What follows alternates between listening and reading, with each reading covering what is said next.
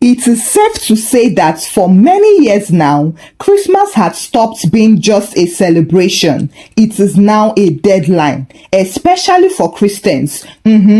Every December, by the time the year begins to pack its bags, everybody suddenly wants God to rush like a student submitting assignments 5 minutes to time. As a result, prayers become louder, expectations become heavier, and testimonies are treated like proof of seriousness. Even the Harmattan breeze seems to be carrying pressure instead of cold, because anywhere you turned, someone was shouting that this year must not end like that.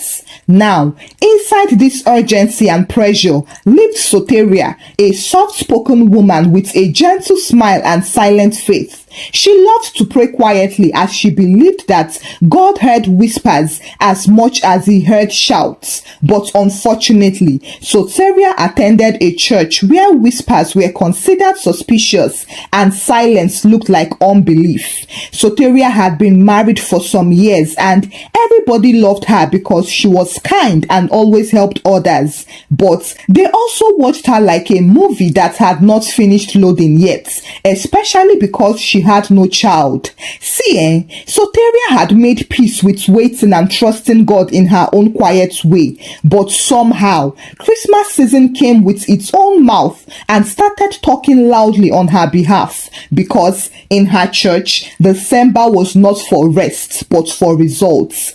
On the first Sunday, the pastor stood at the altar with his Christmas red tie shining like a warning light and announced, "This Christmas, God must do something in your life." And everybody shouted, "Amen!" as if the louder you shouted, the faster God would hear. Then he added, "This year's crossover service is testimony service, so prepare your testimony." Boom! That was how the pressure entered. After service, people began greeting each other with new greetings. They no longer said "good morning" or compliments of the season. Now they said, "Sister, what is your testimony this year?" Soteria noticed that nobody even asked her how she was feeling anymore. All they asked was how far God had gone with her. It became serious when her prayer group leader, Evangelia, visited her house on Wednesday with groundnuts and spiritual concern. She sat down heavily and sighed as if she was carrying Soteria's womb on her head. "My sister, this waiting has been long, oh." Soteria smiled gently and replied, "God's timing is perfect." But Evangelia did not hear timing. All she heard was delay. She nodded like someone hearing a bad radio signal and replied, yes, but this Christmas is special." She leaned closer and whispered, "This church expects results. Think about it." As the date moved closer to Christmas, testimonies started falling like mangoes in season.